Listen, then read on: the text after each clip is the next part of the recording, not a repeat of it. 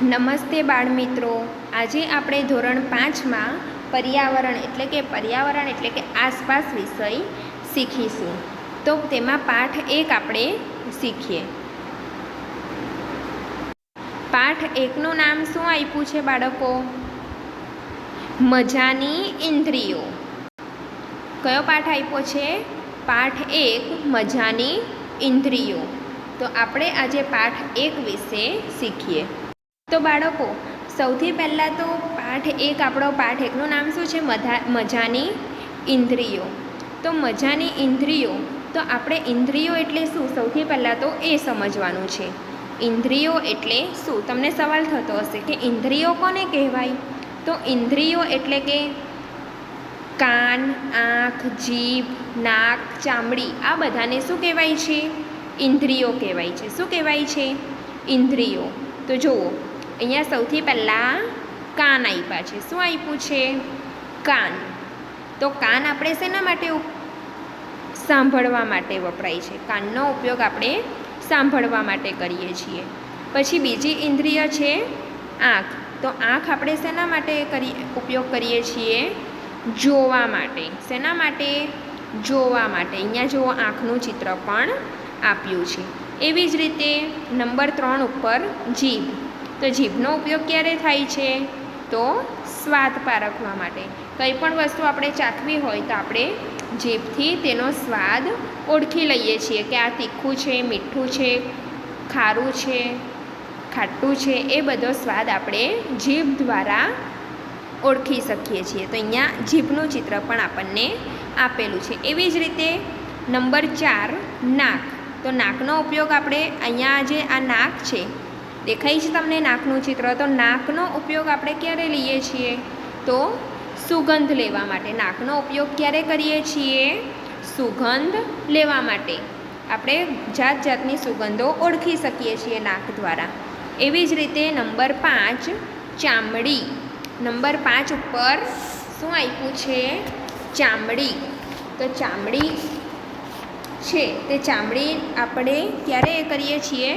તો સ્પર્શ કરવા માટે. જેનાથી કોઈ વસ્તુ અડકીને આપણે મહેસૂસ કરી શકીએ છીએ. ઠંડુ છે કે ગરમ છે, તે વસ્તુ પણ આપણે ઓળખી શકીએ છીએ ચામડીને આપણે અડકીને. તો નંબર 5ની કઈ ઇન્દ્રિય છે? ચામડી. તો ઇન્દ્રિયો એટલે શું બાળકો? તમને ખબર પડી ગઈ કે ઇન્દ્રિયો કોને કહેવાય? તો કાન, આંખ, જીભ, નાક અને ચામડી. આ જે 5 ઇન્દ્રિયો આપેલી છે. તો તમને ખબર પડી ગઈ હશે કે ઇન્દ્રિયો કોને કહેવાય? તો ઇન્દ્રિયો કઈ કઈ છે?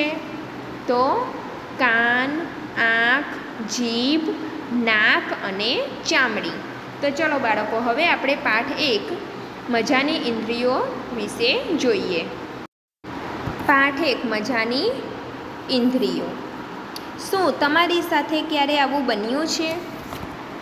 શું કીધું છે? શું તમારી સાથે ક્યારેક આવું બન્યું છે?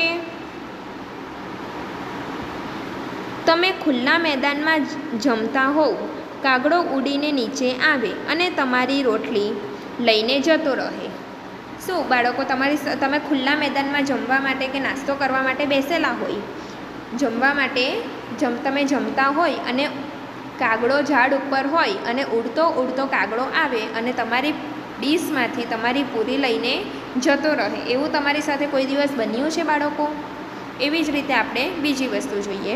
તમે સૂતેલા કૂતરા પાસેથી આરામથી પસાર થતા હોય અને તેના કાન એકાએક ઊંચા થઈ જાય. તો બાળકો, કૂતરું સૂતેલું હોય અને તમે કોઈ રસ્તા પર જતા હોય અને કૂતરું આરામથી સૂતેલું હોય બાળકો, તો એના કાન અચાનક ઊંચા થઈ જાય છે એકાએક. એવું તમારી સાથે ક્યારે બન્યું છે? એવી જ રીતે હવે બીજું જોઈએ. તમારાથી જમીન પર મીઠાઈ વેરાઈ હોય અને પડવારમાં જ ઘણી બધી કીડીઓ તેની આજુબાજુ ભેગી થઈ જાય. તો હા, આ વસ્તુ પણ બની હોય. આપણે કંઈ મીઠી વસ્તુ ખાતા હોય તો એ વસ્તુઓ નીચે ઢોળાઈ જાય છે, મીઠી વસ્તુઓ, તો ત્યાં ઘણી બધી કીડીઓ અચાનક આવી જાય છે. એ વસ્તુ પણ બને છે બાળકો.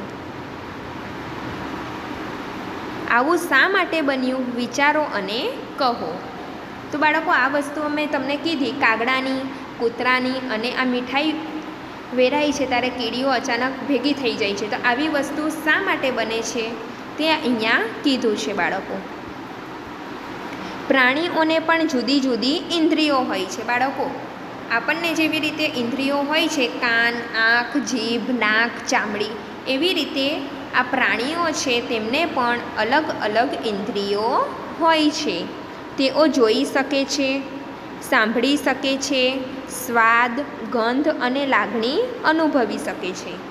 તો આપણે જેવી રીતે સાંભળી શકીએ છીએ, જોઈ શકીએ છીએ, સ્વાદ અને સુગંધ એ બધું લઈ શકીએ છીએ, એ બધું અનુભવી શકીએ છીએ, તેવી જ રીતે આ પ્રાણીઓને પણ ઇન્દ્રિયો હોય છે બાળકો.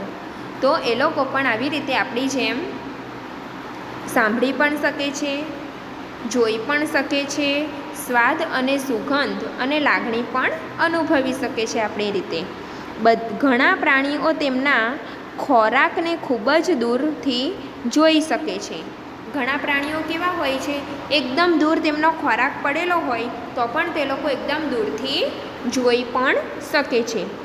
ઘણા પ્રાણીઓ ઝીણામાં ઝીણો અવાજ એટલે કે ગણગણાટ સાંભળી શકે છે. ઝીણામાં ઝીણો એટલે કે એકદમ ધીમેથી આપણે બોલીએ છીએ તો પણ ઘણા પ્રાણીઓ એકદમ ઝીણો અવાજ પણ તે લોકો સાંભળી જતા હોય છે. ઘણા પ્રાણીઓ તેમના મિત્રોને ગંધથી શોધી શકે છે. ઘણા પ્રાણીઓ હોય તે કેવી રીતે ઓળખી શકે છે તેમના મિત્રોને? તો તેમને ગંધ આવે છે એટલે કે સુગંધ આવે છે, તો સુગંધ પરથી પણ તે તેમના મિત્રોને શોધી લે છે. પ્રાણી સૃષ્ટિ એ અદ્ભુત ઇન્દ્રિયોના ઉદાહરણોથી ભરપૂર છે. શું છે? પ્રાણી સૃષ્ટિ એ અદ્ભુત ઇન્દ્રિયોના ઉદાહરણોથી ભરપૂર છે. હવે મજાની ઇન્દ્રિયો. કીડી તેના મિત્રને કેવી રીતે ઓળખી જાય છે? તો બાળકો, કીડી તેના મિત્રોને કેવી રીતે ઓળખી જાય છે તો તે આપણે જોઈએ. એક કીડી મેદાન પર જતી હતી. તેણે બીજી બાજુથી કીડીઓનું જૂથ આવતું જોયું. પહેલી કીડી ઝડપથી તેના દર પાસે પાછી આવી. રક્ષક કીડી તે કીડીને ઓળખી ગઈ અને અંદર આવવા દીધી. તો કેવી રીતે ઓળખી જાય છે બાળકો? તો કીડીઓનું જૂથ એક કીડી જે મેદાન પર જતી હતી તેણે બીજી બાજુથી જે કીડીઓનું જૂથ આવતું હતું તે જૂથ તેણે જોઈ લીધું અને કીડીઓનું જૂથ હતું તેમાંથી જે પહેલી કીડી હતી તે ઝડપથી તેના દર પાસે પાછી આવી ગઈ અને જે રક્ષક કીડી છે તે કીડીને ઓળખી ગઈ અને તેને અંદર આવવા દીધી. વિચારો અને કહો, કીડીએ કેવી રીતે જાણ્યું કે બીજી કીડીઓ તેમના જૂથની નથી? તો તે તમારે વિચારવાનું છે. રક્ષક કીડીએ આ કીડીને કેવી રીતે ઓળખી? તો એ પણ વિચારવાનું છે અને કહેવાનું છે કે રક્ષક કીડીએ આ કીડીને કેવી રીતે ઓળખી. હવે પ્રયત્ન કરો અને લખો. શું કીધું છે? પ્રયત્ન કરો અને લખો.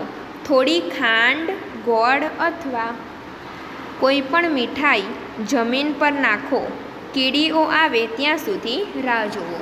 તો અહીંયા આપણને ઉદાહરણમાં કીધેલું હતું અગાડી કે આવી રીતે કંઈ બન્યું છે તો આપણે કોઈ પણ મીઠાઈ ખાતા હોય અને વેરાઈ જાય છે તો ત્યાં ઘણી બધી કીડીઓ ભેગી થઈ જાય છે. તો અહીંયા પણ આપણને એ જ પ્રયત્ન કરવાનો કીધો છે બાળકો.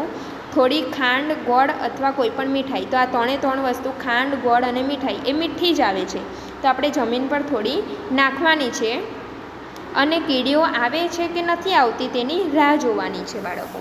હવે આપણે આ સવાલના જવાબ જોઈએ. કીડીઓને ત્યાં આવવામાં કેટલો સમય લાગ્યો? તો બાળકો, કીડીઓને આવવામાં કેટલો સમય લાગે છે? તો 15થી 20 મિનિટ. કેટલો સમય લાગે છે? તો અહીંયા આપણે લખવાનું 15થી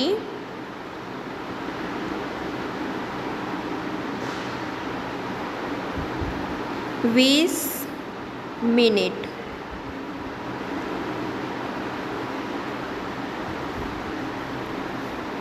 અહીંયા શું લખવાનું છે? 15થી 20 મિનિટ. બાળકો તમારે સારા અક્ષરે લખવાનું છે. આખે મેં પહેલાં એક જ કીડી આવી કે કીડીઓનું જૂથ આવ્યું. તો પહેલાં એક જ કીડી આવી, પછી તેના જૂથમાં જાય છે અને સમાચાર આપે છે, અને પછી કીડીઓનું જૂથ આવે છે. તો શું આવે અહીંયા? મેં તમને કીધું તેવી રીતે તમારે લખવાનું કે પહેલાં અહીંયા સવાલ શું કર્યો છે? પહેલાં એક જ કીડી આવી કે કીડીઓનું જૂથ આવ્યું? તો અહીંયા આપણે લખવાનું કે પહેલાં એક જ કીડી આવે છે અને પછી તે તેના જૂથમાં જાય છે. પહેલાં એક જ કીડી આવે છે અને તે તેના જૂથમાં જાય છે અને તેના મિત્રોને સમાચાર આપે છે જૂથમાં, અને પછી કીડીઓનું આખું જૂથ આવે છે. બાળકો, કીડીઓ ખોરાક સાથે શું કરતી હતી? તો કીડીઓ ખોરાક સાથે શું કરતી હતી બાળકો? તો કીડીઓ ભેગી મળીને તેનો ખોરાક ઘરે લઈને જાય છે. શું કરે છે? કીડીઓ ખોરાક શું કરે છે? ભેગી મળીને તેનો ખોરાક ઘરે, એટલે કે તેનું જે દર હોય તેમાં લઈને જાય છે. હવે નંબર 4, કીડીઓ ત્યાંથી ક્યાં જાય છે? તો કીડીઓ તેમના ઘરે એટલે કે તેના દરમાં જાય છે. કીડીઓ ત્યાંથી ક્યાં જાય છે? તો કીડીઓ તેમના ઘરે એટલે કે તેના દરમાં જાય છે. શું તે હરોળમાં જાય છે? શું કીધું છે? શું તે હરોળમાં જાય છે? તો હા, તેઓ લાઈનમાં ચાલે. હરોળ એટલે કે લાઈનમાં, તેઓ લાઈનમાં ચાલે છે. વિદ્યાર્થી મિત્રો, તમે વિચાર્યું છે કે કીડીઓ ચાલતી હોય ત્યારે તેઓ એક લાઈનમાં જ કેમ ચાલે છે? સાંભળો, તો કીડીઓ સીધી ચાલતી જતી હોય ત્યારે ચાલતી વખતે ખાસ પ્રકારની સુગંધ છોડતી જાય છે. શું કરે છે? તે તેમની ખાસ પ્રકારની સુગંધ છોડતી જાય છે. તેની પાછળ બાકીની કીડીઓ તે સુગંધને સ્પર્શ કરીને તેમની પછાડી જાય છે. એટલે તેઓ લાઈનમાં જાય છે હરોળમાં.